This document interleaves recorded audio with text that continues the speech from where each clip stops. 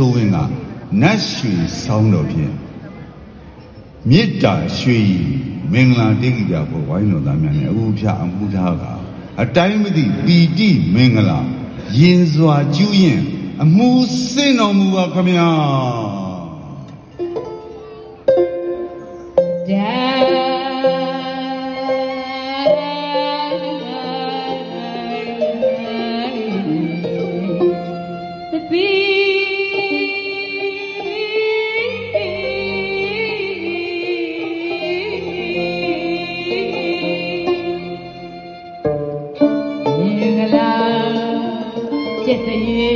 မင်္ဂလာတရုသာဒေါက်တာတင်အောင်မိုးကျေးဇူးရှင်မိပါဗျာမင်္ဂလာရာများကိုလှမ်းကြွရအချိန်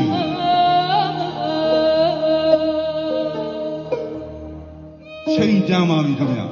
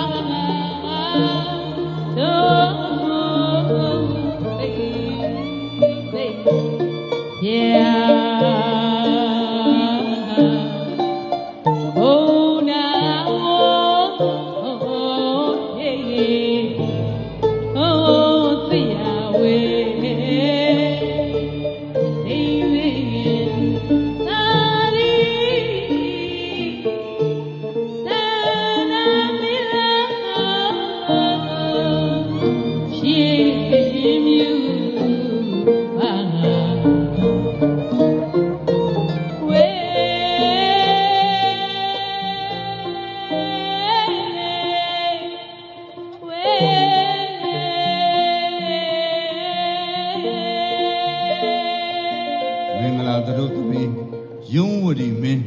ကျေးဇူးရှင်မိပါများမင်္ဂလာရမ်းမယ်လို့ဤမင်္ဂလာနေရာမှာဆိုလှမ်းကြွရမင်္ဂလာအချိန်ရောက်ရှိပါပြီခမညာ